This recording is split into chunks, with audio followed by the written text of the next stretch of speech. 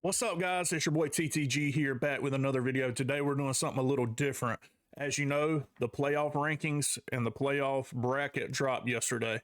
And today I'm going to spend a little bit of time talking about each of the 12 teams that made the college football playoff. Just giving you a little background and my thoughts on the team as a whole. If you like these kind of videos, make sure to subscribe. We are doing a 1,000 subscriber giveaway. If we can hit that mark by January 1st, I'll be giving away a jersey of your choice to one of my subscribers. Also, click the like button. Like helps out the algorithm. Comment your favorite football team.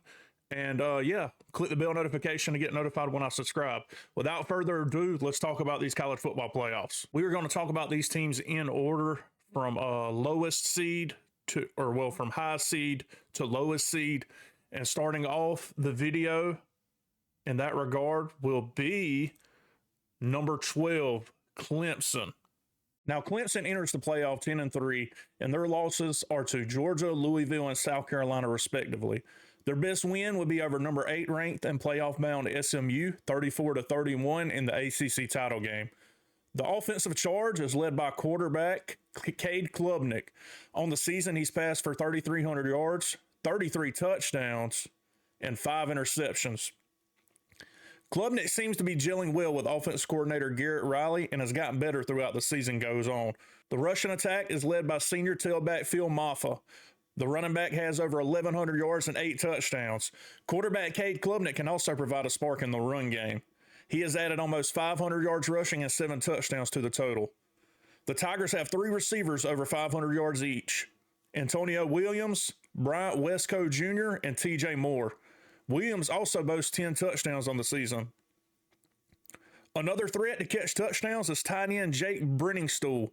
He has 7 touchdowns and is starting to get more attention in the red zone. On the defensive side of the ball, they are anchored by a good linebacking core: Brett Carter, Wade Woodaz, and Sammy Brown.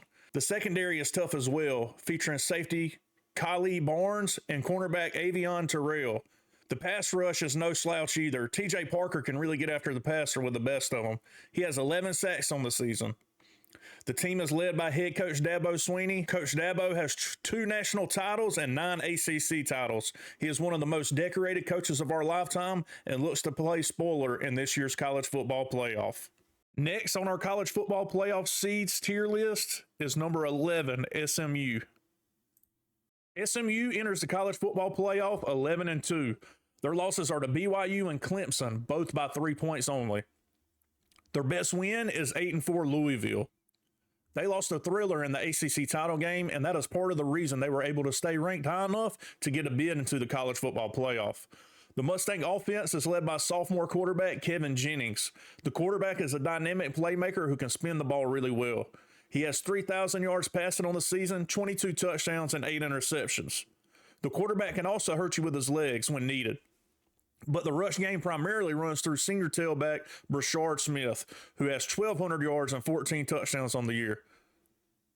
The ball gets spread to a ton of playmakers with 5 players on the team with 5 or more touchdowns receiving. The main target is senior wideout Roderick Daniels Jr., who has 600 yards and 3 touchdowns. Senior linebacker Kobe Wilson leads the defensive charge. Their offense is 6th in the country in points per game, and their defense is 28th in opponents' points per game. Led by third-year head coach Rhett Lashley, the Mustangs are looking to keep the high-powered offense rolling through the college football playoff. Next up, seed number 10, the Indiana Hoosiers. Indiana enters the college football playoff at 11-1. Their only loss on the season is to Ohio State on the road. Their best win is probably 7-5 Michigan. Needless to say, their schedule has been anything but a gauntlet. The offense is led by senior signal caller Curtis Rourke. Rourke has been solid this season, posting 2,800 yards and 27 touchdowns and only 4 picks. The Russian attack features a 2-headed monster backfield included Justice Ellison and Tyson Lawton. Between the two, they have 1,400 yards and 22 touchdowns. Their most productive pass catcher is junior wideout Elijah Sarrett, who has accumulated 900 yards and 8 touchdowns. The defense ranks 6th in opponents' points per game and is led by Aiden Fisher, who has over 100 tackles. The defense is a unit that performs well as a whole, with many unsung role players as heroes. The squad is led by first-year head coach Kurt Kignetti, and he doesn't lack confidence at all. The man wants you to Google him. Indeed, he does win, and the job he has done in Indiana doesn't go unnoticed. The Hoosiers aren't going to sneak up on anyone anymore, and they look to continue the year's success into the postseason. Next up on our list, number 9, the Tennessee Volunteers. The Vols, like much of college football, are coming off of a roller coaster year. They enter the playoff 10-2. Their losses are to Arkansas and Georgia. The Arkansas loss must still sting a little bit. They feel as they should have won that game. Their best win is against Alabama, who was the first team out of the college football playoff. The offense ranks 8 in points per game and is led by redshirt freshman QB Nico Imaliava. You can certainly tell Nico is young at times, but the talent is definitely there. The development is starting to take shape as well. In 2024, Nico threw for 2,500 yards, 19 touchdowns, and 5 picks. Nico is an athlete and can run when needed, but the rushing attack is led by one of the SEC's best, Dylan Sampson. Sampson has almost 1,500 yards and 22 touchdowns on the season. Like most teams that have made the playoff, the Vols have a stable of capable receivers, but the leader as far as production goes is Dante Thornton Jr. with 650 yards and 6 touchdowns. The Tennessee defense need no introduction and has been great all year. They rank 5th in the country in opponents' points per game. The defense is led by NFL hopeful, defensive end James Pierce Jr., and defensive back Jermod McCoy. In just his 4th season with the Vols, Josh Heupel has them in the playoff for the first time in school history. They do have a tough draw in the first round, heading on the road to face the Ohio State Buckeyes in Columbus, but he thinks they are up to the task. The guy may look like Bobby Hill, but man, can he coach. Next up on the list is number 8, the Ohio State Buckeyes. Ohio State enters the playoff 10-2. The Buckeyes want to wash the nasty taste out of their mouths from their last ball game. Their only 2 losses on the season is to Oregon and arch rival Michigan. They do have 2 wins over playoff teams as well in Indiana and Penn State. A lot of Buckeye Nation was up in arms after their embarrassing loss to Michigan for the 4th consecutive year. Ryan Day, for some reason, had just struggled to win the game. Day may indeed need a deep playoff run to cool off his seat. The offense ranks 18th in the country in points per game. The signal caller is Kansas State transfer Will Howard. Howard has 2,800 yards, 27 touchdowns, and 8 interceptions on the year. The Buckeyes have one of the most talented 1-2 punches at running back in the entire country. Quinshon Judkins and Travion Henderson have combined for 1,500 yards and 14 touchdowns, which is impressive because the Ohio State offensive line has been subpar this year. Ohio State has an embarrassment of riches to catch footballs, but the standout freshman Jeremiah Smith leads the team with 900 yards and 10 touchdowns. This is one of the best freshmen in the entire country. The Silver Bullet defense has been fantastic all year, led by defensive coordinator Jim Knowles, safety Caleb Downs, and defensive end Jack Sawyer. The Buckeyes lead the country in opponents' points per game. With all the talent up and down this roster, it leaves one to wonder how the Buckeyes have 2 blemishes on their resume. The question is, can the Buckeyes figure it out? If they can, Coach Ryan Day and the Bucks are going to be tough to beat. The list next takes us to South Bend, Indiana, and the number 7 Notre Dame Fighting Irish. The Irish head into the postseason with an 11-1 record. They probably have the worst loss in the playoff, in my opinion, with the Northern Illinois upsetting them at home. Their best win was the first game of the season against Texas A&M at Kyle Field.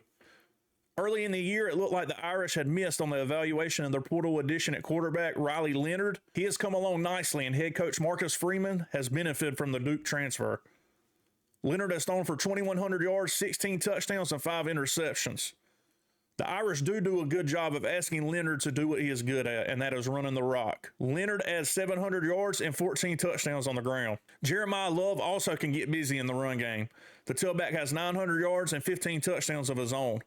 Bo Williams statistically leads the receivers in just over 400 yards. We know that throwing the ball isn't the Irish's forte. Despite the struggles, the Irish rank 3rd in points per game. This could be because of the lack of competition the Irish played this season. Can we all agree it's time for them to join a conference? The Irish does excel in playing defense, though. They ranked 3rd in opponents' points per game. The safety duo of Xavier Watts and Aiden Schuler really stand out to me.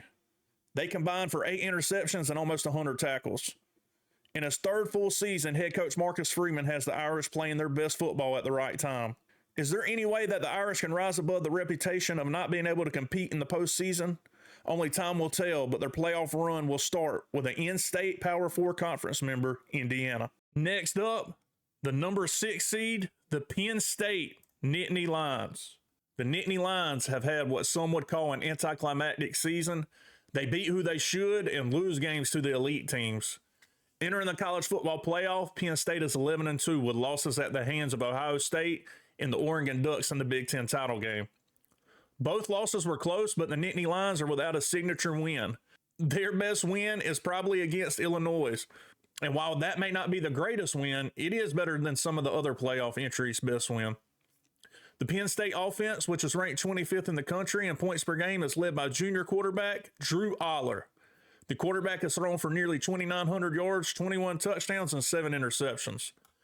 Penn State is yet another team in the college football playoff that boasts a dual running back system. Katron Allen and Nick Singleton both have 800 yards and 6 and 7 touchdowns respectively. Penn State has a pretty stout O-line to run behind as well.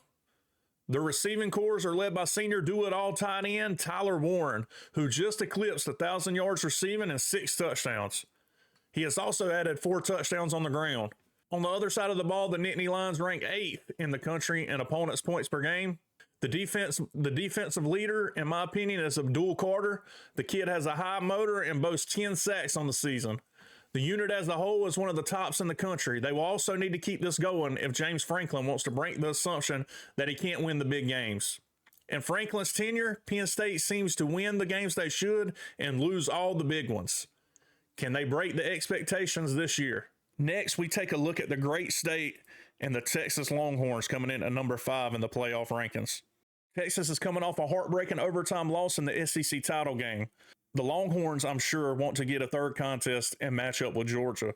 In order to accomplish that, Sark is going to have to lead the Longhorns to the title game. Entering the playoff, the Horns are 11-2, both losses coming at the hands of Kirby Smart's Bulldogs. Their best win is against in-state rival, and they recently had this rivalry renewed, Texas A&M. The starting quarterback is Quinn Ewers. Despite missing some time with injury, Quinn's stats are pretty good. 2,600 yards, 25 touchdowns, and 9 interceptions. The backup is one of the more popular faces in college football. Arch Manning got a lot of burn when Ewers was banged up and adds another 1,000 yards, 9 touchdowns, and 2 interceptions to the passing attack. Manning has also been getting some special packages in the game plan that utilizes his legs. Texas has had some injuries in the backfield and struggled to run at times this year. Jaden Blue and Quintravion Wisner look to make that running game more efficient in the postseason. The duo tallied 1,400 yards and 9 touchdowns during the season. The Longhorns, however, would prefer to throw the football to their playmakers, and they have a few in that receiving room. Isaiah Bond is probably the most dynamic of the receivers, but he doesn't even lead the team in yards or touchdowns. You can't forget the productive tight end Gunnar Hill as well. He adds 600 yards and 5 touchdowns of his own. Overall, the Horns rank 26th in points per game. On the other side of the ball, the defense has been elite this season, ranking 2nd in the country in opponents' points per game. The Horns are led, in my opinion, by linebacker Anthony Hill Jr. He is all over the field. He has 90 tackles and 7.5 sacks. There isn't a guy on that defense that isn't producing at a high level, and that's why they've been one of the best units in the country. Coach Steve Sarkisian has seen success early at Texas. In just this 4th season, the Longhorns head man has them playing in the playoffs for the 2nd time. Will this time prove more fruitful for Bevo and the Horns? Next on the list, the number 4 seed, Arizona State Sun Devils. Arizona State's coming off an impressive showing at the Big 12 title game. Kenny Dillingham has the Sun Devils playing their best ball at the right time. Considering the Sun Devils were picked to finish last in the Big 12, winning the conference and getting a bye in the playoffs is an incredible feat. They entered the playoff with an 11-2 record. Their losses are to Texas Tech and Cincinnati. Their best wins are over BYU and in the Big 12 title game, Iowa State. The offense is coming along nicely, but still ranks 30th in the country in points per game. The signal caller is quarterback Sam Levitt. He has 2,600 yards, 24 touchdowns, and 5 interceptions. Pretty good year for the Michigan State transfer. The star of the offense is tailback Cam Scatabo. Scatabo is a dog and has incredible balance and is always looking to initiate contact. The senior has nearly 1,600 yards and 19 touchdowns. Catching the ball, Jordan Tyson is by far the most impressive pass catcher. The wideout has 1,100 yards and 10 touchdowns on the campaign. The defense is consistent, if nothing else. They rank 30th in opponents' points per game. They will need to step it up if the Sun Devils want to make a run. They are led in tackles by DB Miles Rouser, who has 93 total tackles on the year. In just his second season, head coach Kenny Dillingham has really turned the Sun Devils program around. The program will need to accelerate the upward ascension to reach the ultimate height of a national championship. Next on our list takes us to the state of Idaho.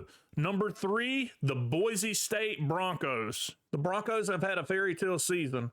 We used to wonder what would happen if teams like Boise State could get into the playoff, but now, with the 12-team format, we will see just what the Broncos are made of. They will enter the 12-team playoff at 12-1. Their lone loss at the hands of playoff team Oregon, and their best win coming in the Mountain West Conference Championship game against ranked foe UNLV. Now, not being a part of a Power 4 conference may come back to bite Boise, but you should try telling them that. Head coach Spencer Danielson has the Broncos confident they can compete with anyone in the country.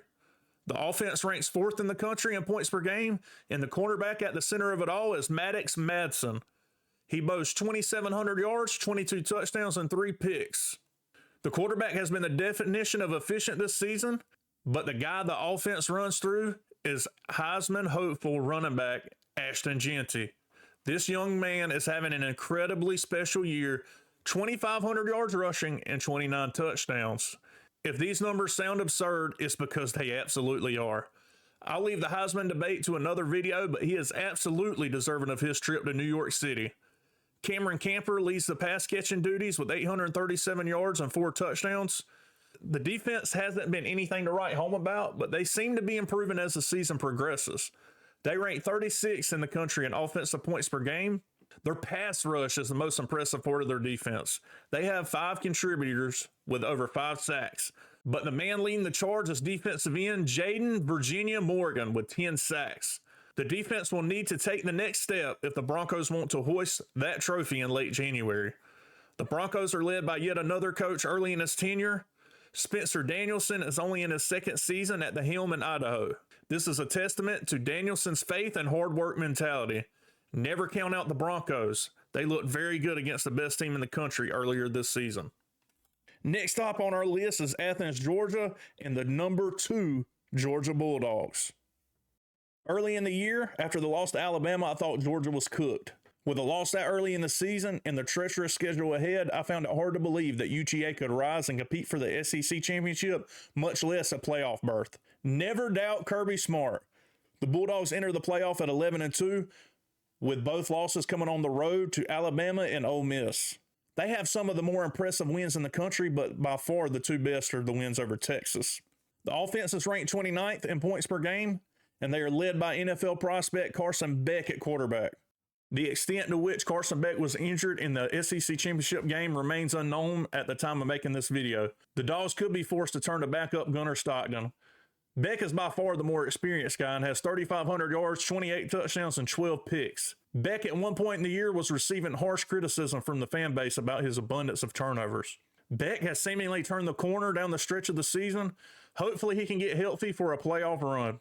Georgia is known for its outstanding running backs. Unfortunately, this year, Georgia has struggled to run the ball at times, but the talent in the backfield remains. Trevor Etienne and Nate Frazier lead the charge and have combined for 1,200 yards and 17 touchdowns. Etienne has missed multiple games with injuries, but looked back to his normal self in the SEC championship game. The receiving corps definitely missed the current NFL rookies, Brock Bowers and Ladd McConkey. Surprisingly, Arian Smith leads them in yards at 750, but I'm sure he also leads the team in drops. Smith could easily have 1,000 yards if he would just catch the ball. As been true with most Kirby Smart teams, the defense has looked great at times. The Bulldogs rank 23rd in opponents' points per game. The most talented player on defense may very well be Malachi Starks, but Jalen Walker and Chaz Chambliss have rushed the passer fantastically this season. Kirby Smart is in his 9th season with the program and just added his 3rd SEC title to go along with his 2 natties. Kirby Smart is without a doubt one of the best coaches in the country, and no matter who is under center, he will have a game plan and his team ready to play. And last but certainly not least, number 1 playoff seed, the Oregon Ducks. The Ducks are the lone undefeated team left in college football. Early in the year, they didn't look like the best team in the country to me, but man, have they just kept winning. They entered the playoffs at 13-0 and Big Ten champions. Lanning has the team on the brink of the first national championship in school history. The team's best win is over Ohio State. The quarterback is veteran Oklahoma and UCF transfer Dylan Gabriel. The highly decorated kid has 3,500 yards, 28 touchdowns, and 6 interceptions on the year. He can also run a little bit, but the Ducks are looking more to his veteran leadership than his legs. The main back in the rushing game is Jordan James, who has amassed over 1,200 yards and 15 touchdowns this season. The O-line has been spectacular this year and is a big reason why the Ducks have been able to remain unbeaten thus far. The leading receivers are Quez Johnson and Evan Stewart. Johnson has 800 yards and 10 touchdowns, while Stewart adds 600 yards and 5 touchdowns. The offense as a whole ranks 15th in points per game. They've been steady almost all season. On the other side of the ball, the defense has looked suspect at times, but still ranks 13th in the country in opponents' points per game. The Ducks have been able to get to the passer all season with an abundance of sacks. Matayo Uyangale, DJ's younger brother, leads the way with 10.5 sacks. All in all, the defense will need to be more consistent and opportunistic if the Ducks want to be the final team standing. Coach Dan Lanning is one of the best young coaches on the planet. In his third season, Lanning has the Ducks looking like the favorite to win it all. He has taken advantage of all the tools at his disposal in Eugene to build one of the premier programs in the country. Having Phil Knight's bread doesn't hurt either. Can the young gun keep his team focused on the goal at hand? And there you have it, folks. I don't have a bunch of time to make these videos like awesome or anything, but I am going to start during Christmas break. I'll have some time off. I'm going to start working on my editing skills. We'll get to that when the time comes. Anyway, if you do like the video, make sure you like the video. Comment who is your favorite team and who is going to win the national championship. Make sure to subscribe, guys. If we hit 1,000 subs by January 1st, I'm giving away a jersey of you guys' choice. Yeah, and that's about it. I'm excited to see the 12-team playoff play out. Maybe we can expand it further in the future. Anyway, look forward to a bunch of good football in the future, and let's get after it.